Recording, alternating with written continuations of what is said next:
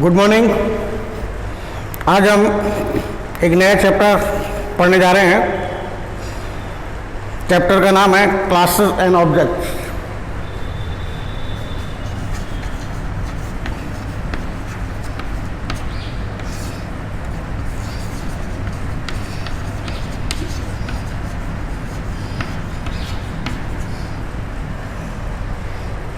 जैसा कि हम जानते हैं, शुरू के इंट्रोडक्टरी पार्ट में हमने पढ़ा था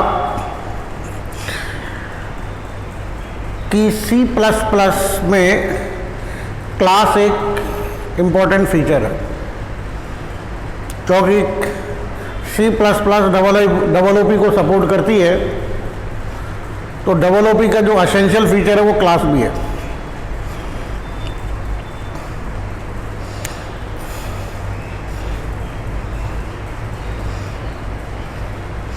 उससे पहले कि हम क्लासेस का निर्माण करें,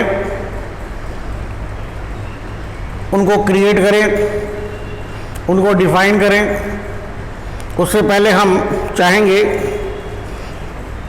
कि C लैंग्वेज में जो स्ट्रक्चर्स थे उनको हम ब्रीफली रिवाइज कर लें, क्योंकि समवॉट क्लासेस भी ठीक उसी प्रकार से डिफाइन की जाती है या क्रिएट की जाती है जिस प्रकार से हम स्ट्रक्चर क्रिएट करते थे। क्योंकि लॉजिकली जो डेटा आइटम्स एक दूसरे से रिलेटेड होते हैं, उसके ग्रुप को हम स्ट्रक्चर के माध्यम से रिप्रेजेंट करते थे, और इस स्ट्रक्चर को हम बोलते थे user defined data type, which is nothing but a template which serves as a data type to another variable।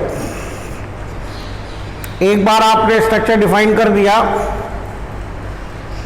हम फिर उस स्ट्रक्चर के टैग नेम को यानी कि टेम्पलेट के नेम को यूज करके एज ए डेटा टाइप के रूप में इस्तेमाल कर सकते थे।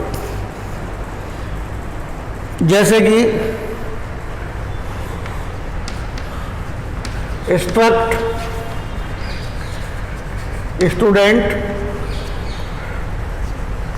CHAR name 20,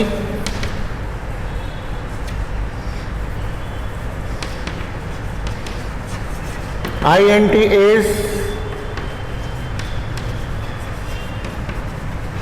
INT roll number. ये हमारी स्ट्रक्चर की डेफिनेशन थी। यानी कि हम इस स्ट्रक्चर को अगर हम रिप्रेजेंट करें पिक्टोरियली, नेम, एज और roll number, these are nothing but the names of the member of student structure।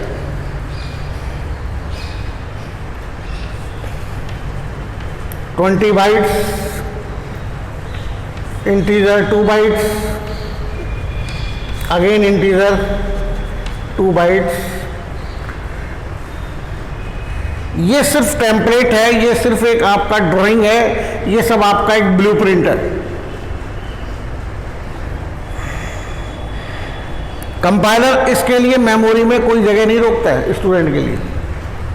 But अगर हम स्ट्रक्ट स्टूडेंट STU1 STU2 इस तरीके से डिक्लेरेशन करते हैं, तो STU1 STU2 कैसे हो गए? स्ट्रक्ट स्टूडेंट जैसे हो गए। यानी कि STU1 STU2 इन दोनों की डेटा टाइप को इससे व्यक्त किया जा रहा है।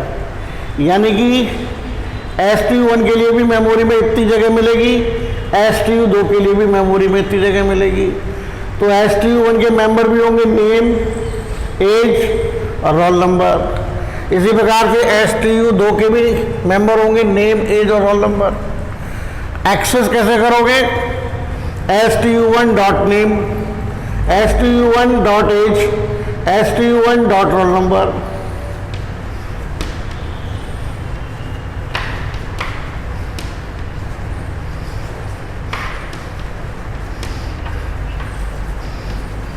इस प्रकार से आप इस स्ट्रक्चर वेरिएबल के मेंबर्स की वैल्यूज को एक्सेस कर पाएंगे।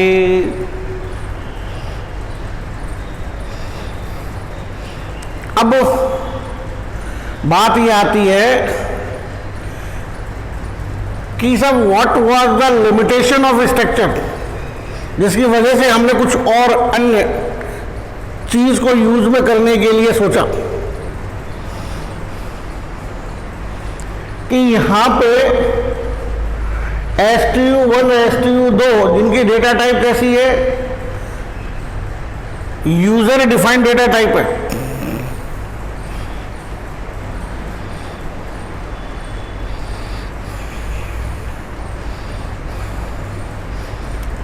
जिसका मतलब है कि हम इस यूजर डिफाइंड डेटा टाइप को as a built in data type के रूप में यूज नहीं कर सकते।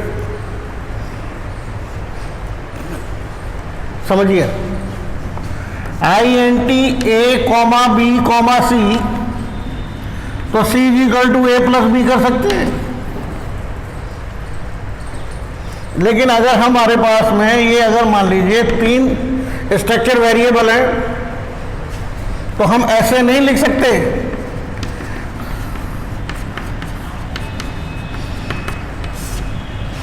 दिस इज नॉट अलाउड कि स्ट्रक्चर 1 के और स्ट्रक्चर 2 के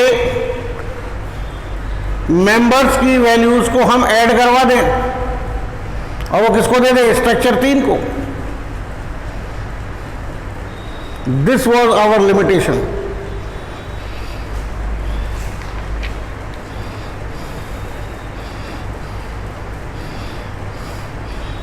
Another important limitation of C structure is that they do not permit data hiding. Structure members can be directly accessed by the structure variables by any function anywhere in the scope. यहां data hiding का principal काम नहीं आता है structure variable के साथ, क्योंकि structure variable की मेंबर की वैल्यू को एक्सेस करने के लिए हमें क्या चाहिए? खाली स्ट्रक्चर वेरिएबल का नाम डॉट उसके मेंबर का नाम। और ये किसी भी फंक्शन में अगर हमने ऐसा कर दिया तो उस पर्टिकुलर स्ट्रक्चर के मेंबर की वैल्यू को उस फंक्शन के द्वारा एक्सेस कर लिया जाएगा, but with in that scope. अगर मेन फंक्शन में आपने कोई स्ट्रक्चर डिफाइन किया हुआ है तो मेन फंक्शन के अंदर कहीं पे भी आप स्ट्रक्चर वेरिएबल के थ्रू उसके मेंबर की वैल्यू को एक्सेस कर सकते हैं। बट अगर डेफिनेशन हमारी ग्लोबल है तो हम कहीं पे भी किसी भी फंक्शन में उस टैग नेम को यूज करके स्ट्रक्चर वेरिएबल क्रिएट कर सकते हैं और किसी भी फंक्शन के माध्यम से उस फंक्शन के अंदर उपस्थित स्ट्रक्चर वेरिएबल का एड्रेस पास कर सकते हैं। तो दूसरा फंक्शन उस एड्रेस के जरिए उस स्ट्रक्चर वेरिएबल के मेंबर की वैल्यू को एक्सेस कर पाएगा। ये जो डेटा हाइडिंग के प्रिंसिपल के खिलाफ है। और C++ के अंदर एज पर दी OOP जो कंसेप्ट हैं उनमें ये कहा गया है कि डेटा हाइडिंग होनी चाहिए।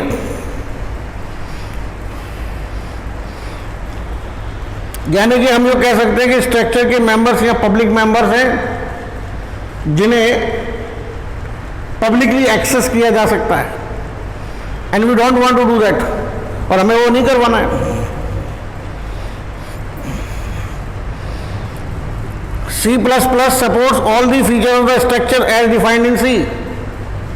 C++ में वो तमाम बातें जो स्ट्रक्चर्स की है वो सारी सपोर्ट होती है। But C++ has expanded its capabilities further to suit its OOP philosophy. लेकिन यहाँ पे C++ में स्ट्रक्चर को थोड़ा सा एक्सटेंड कर दिया गया है ताकि वो डबल ओपी वाली जो कंसेप्ट थे वो यहाँ आसानी से इंप्लीमेंट हो जाएं, इस तरह का यहाँ पे प्रयास किया गया। यहाँ पे यूजर डिफाइंड डेटा टाइप्स को उतना क्लोज करने का प्रयास किया गया है ताकि हम उन्हें बिल्ट इन डेटा टाइप की तरह यूज कर सके, और एक फैसिलिटी भी दी गई है ताकि हम डेटा हेडिंग कर सके और हमारे डबल ओपी के कंसेप्ट को फुल्ली इंप्लीमेंट कर सके। Inheritance is a mechanism by which one type can inherit characteristic from other types. यहां पे एक इनहेरिटेंस का फीचर है जिसके माध्यम से हम एक टाइप की कैरेक्टरिस्टिक को दूसरी टाइप में शामिल कर सकते हैं, और ये C++ के द्वारा सपोर्ट किया जाता है, क्योंकि यहां पे थोड़ा सा परिवर्तन जो है स्ट्रक्चरल क्लास में है वो इतना सा है कि C के अंदर स्ट्रक्चर के अंदर सिर्फ मेंबर्स ही डिफाइन होते थे, data members. These are the data members because it contains data. जबकि C++ में हम स्ट्रक्चर की जगह पे क्या लेंगे, क्लास, और क्लास के अंदर डेटा मेंबर्स भी होंगे as well as data members के ऊपर ऑपरेट होने वाले फंक्शंस भी होंगे।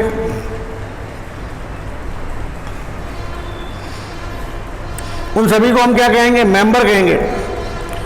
It can also declare some of its members as private so that they cannot be accessed directly by the external functions। हाँ, यहाँ पे हमारे को ये लिबर्टी दी गई है कि हम क्लास को डिफाइन करते समय डेटा मेंबर्स को एज वेल एज फंक्शंस को हम प्राइवेट डिक्लेयर कर सकते हैं। जिन जिन मेंबर्स को हमने प्राइवेट के साथ डिक्लेयर किया है वो मेंबर एक्सटर्नल यानी कि बाहर से एक्सेस नहीं किए जा सकते किसी भी रूप में।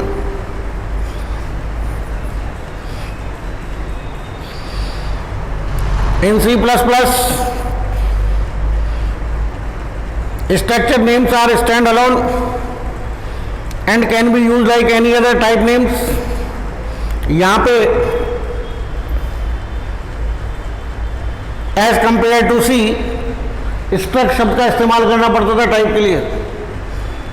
यहाँ पे एक क्लास का नाम ही पर्याप्त है और कोई साथ में वर्ड नहीं चाहिए। किसी अन्य वेरिएबल की डेटा टाइप को क्लास से भी व्यक्त किया जा सकता है। फॉर एग्जाम्पल कि अगर हमारा क्लास का नाम होता है स्टूडेंट, तो हम सिर्फ ये लिख सकते थे स्टूडेंट S1 S2। तो S1 S2 क्या हो गए, These are the objects of the class student।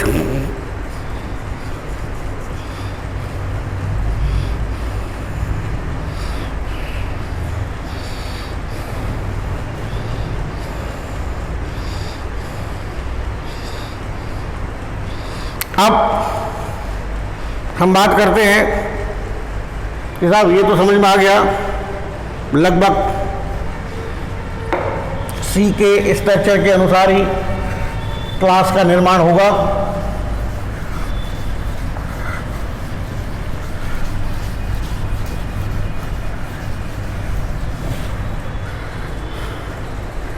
अब हम क्लास को स्पेसिफाई कैसे करते हैं उसके बारे में जानेंगे। पहला, क्लास का डिक्लेरेशन। दूसरा, क्लास के अंदर जो फंक्शंस हमने डिक्लेयर किए गए हैं, क्लास फंक्शंस, उनकी डेफिनेशंस, तब जाके हमारा कहीं काम पूरा होता है। क्लास एंड क्लास का नाम, it depends on the user। Private colon sign,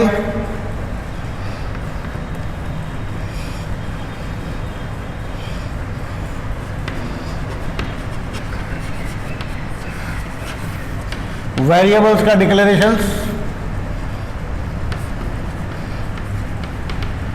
functions का डिक्लेरेशंस, इसी प्रकार से पब्लिक कॉलन साइन, वेरिएबल का डिक्लेरेशन और फंक्शन का declaration, brace close semicolon. This is our syntax to specify a class. किसी भी क्लास को स्पेसिफाई करने के लिए ये हमारा जनरल तरीका है।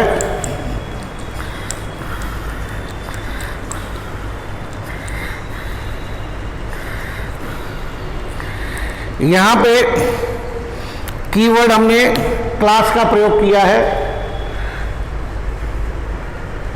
इन कंपैरिजन ऑफ सी।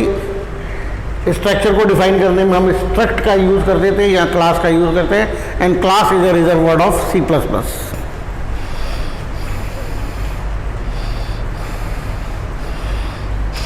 तो यहां पे ये जो हमने क्लास का नाम दिया है, ये यूजर अपनी मर्जी से, जैसे आइडेंटिफायर को नाम देते हैं वही रूल यहां पे लागू होते हैं, क्लास का नाम दे देंगे। लेकिन क्लास का नाम अपने आप में क्या हो गया, एब्स्ट्रैक्ट डेटा टाइप हो गई है, यानी कि इसे हम यूज कर सकते हैं एज ए डेटा टाइप के रूप में।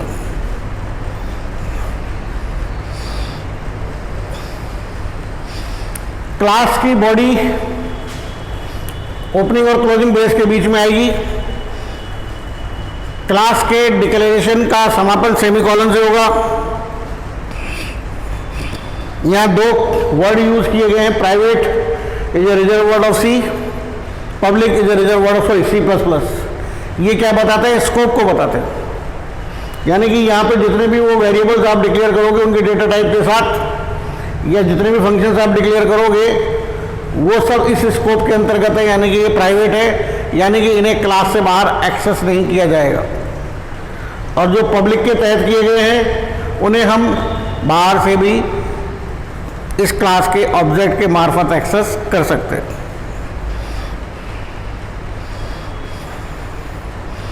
These are all called function के members, whether it is a data member or a function member, member function.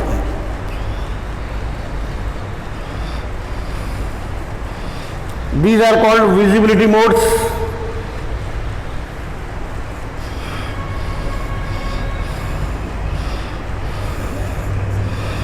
The class member that have been declared as private can be accessed only from within the class. ये जो members हैं private वाले, ये within the class ही access हो पाएंगे, outside the class नहीं हो पाएंगे। और ये जो पब्लिक मेंबर्स हैं इनको हम आउटसाइड दी क्लास भी एक्सेस कर सकते हैं। The use of keyword private is optional. अगर हम यहाँ प्राइवेट नहीं लिखते हैं तो बाय डिफॉल्ट क्या माना जाएगा, प्राइवेट माना जाएगा।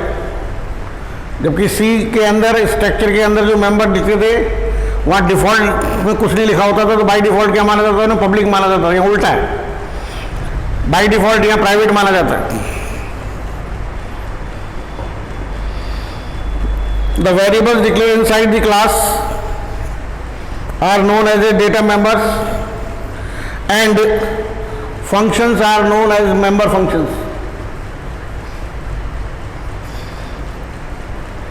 Only the member functions can have access to the private data members and private functions. यानी कि यहाँ पे जो प्राइवेट डेटा मेंबर्स आपने डिफाइन किए हैं, चाहे वो डेटा मेंबर हो या मेंबर फंक्शन हो, उस क्लास के प्राइवेट मेंबर फंक्शन के द्वारा ही उन प्राइवेट डेटा मेंबर्स को एक्सेस किया जा सकता है।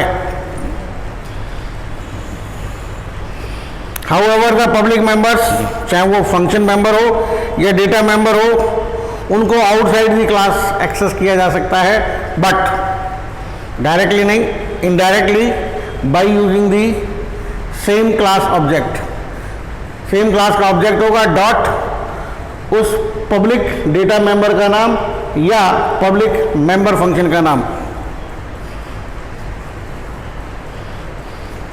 ये जो बाइंडिंग है कि विद इन द क्लास आपने डेटा मेंबर्स को भी डिफाइन किया हुआ है and with in the class आपने मेंबर फंक्शन को भी डिफाइन किया हुआ है। इस बाइंडिंग को एनकैप्सुलेशन कहा जाता है। यानी कि एनकैप्सुलेशन क्या है? क्लास के डिफिनेशन। यानी कि ये जो डेटा मेंबर्स हैं whether they are private data members और public data members, these can be manipulated by the member functions only. और वही कहा गया है इससे हमारी सिक्योरिटी ब्रीच नहीं होती है।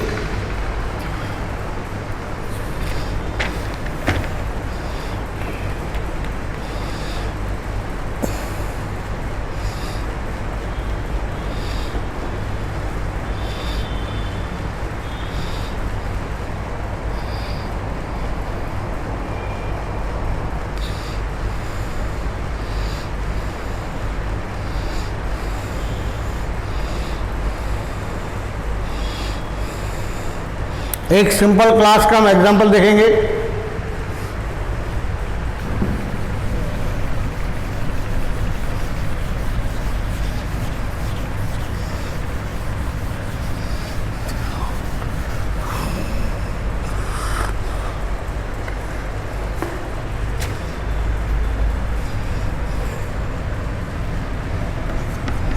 Class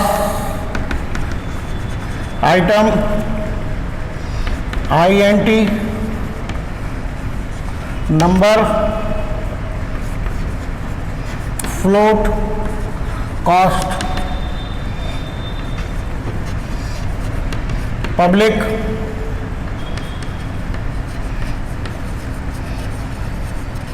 gate data INT A float B void put data void। ये हमारी क्लास की डेफिनेशन होगी। यहाँ पे क्या किया अपन ने? एक क्लास डिफाइन की, उस क्लास के अंदर हमने दो डेटा मेंबर डिफाइन किए। पहला data member number whose data type is integer, दूसरा डेटा मेंबर फ्लोट। ये चूंकि अपन ने यहाँ पे आइडेंटिफाई उसको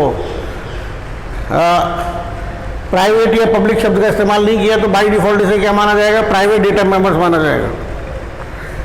और पब्लिक के अंतर्गत अपन ने फंक्शन डिफाइन किया। तो ऐसा ही नॉर्मली होता है कि डेटा मेंबर्स हमेशा प्राइवेट रखो और मेंबर फंक्शन हमेशा पब्लिक रखो। यहाँ पे void get data एक फंक्शन है get data नाम का, जो दो वैल्यू लेगा, पहली इंटीजर दूसरी फ्लोट, और रिटर्न टाइप उसकी void है, इसका मतलब कुछ देगा नहीं। एक दूसरा फंक्शन है void put data पैरेंथेसिस में void, यानी कि put data एक दूसरा फंक्शन है जो कि न तो कुछ लेगा नहीं कुछ देगा, यानी कि कुछ करेगा बस। अब हम इस आइटम को यूज करके क्या कर सकते हैं? पहले तो दोनों मेंबर फंक्शंस की डेफिनेशन दीजिए।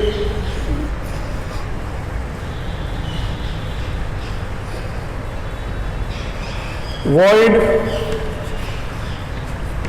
get data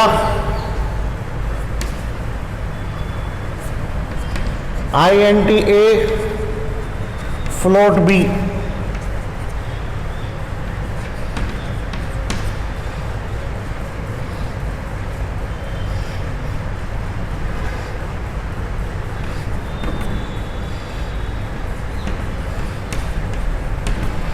दो वैल्यू आपने कीबोर्ड से रीड करी, नंबर बराबर A और कॉस्ट बराबर B। ये फंक्शन खत्म। void put data void cout number, C out, cost, ये दोनों मेंबर फंक्शन को हमने क्या किया, डिफाइन कर दिया। तो देखिए क्या हो रहा है, ये फंक्शन जब एग्जीक्यूट होगा तो कीबोर्ड से ए की और बी की इनपुट लेगा। ए को असाइन करवा दिया नंबर को, बी को असाइन कर दिया कॉस्ट को, क्योंकि ये जो मेंबर फंक्शन है ये क्लास का है। तो क्लास के मेंबर फंक्शन को अधिकार है कि क्लास के डेटा मेंबर्स को ये एक्सेस कर सके, इसलिए ए की वैल्यू किसको दे दी, नंबर को, और बी की वैल्यू किसकी, कॉस्ट को। उसी प्रकार से पुट डेटा को एग्जीक्यूट करेंगे, वो क्या करेगा, डायरेक्टली नंबर को एक्सेस करेगा, इसकी वैल्यू को स्क्रीन में डिस्प्ले कर देगा, और उसी प्रकार से कॉस्ट की वैल्यू को डायरेक्ट एक्सेस करेगा और डिस्प्ले कर देगा। अब ये तो हमारा क्लास का पूरा हो गया। अब हम चाहेंगे कि मेन फंक्शन के अंदर आइटम शब्द को यूज करके हम दो ऑब्जेक्ट क्रिएट करें, एक्स और वाई।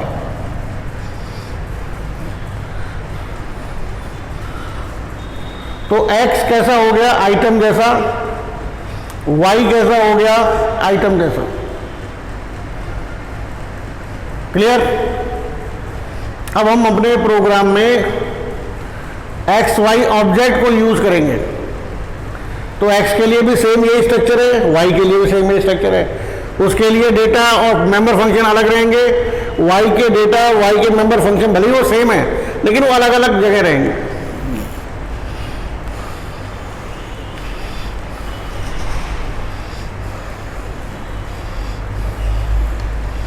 ठीक है, इसके बारे में कल आगे हम पढ़ेंगे कि किस प्रकार से हम क्लास के मेंबर्स को, डेटा मेंबर्स को एक्सेस करेंगे यूजिंग ऑब्जेक्ट। तब तक आप इसको रिवाइज करें, एक बार गौर से देखें, ताकि नेक्स्ट क्लास में आपको आसानी समझ में आ सके। Thank you.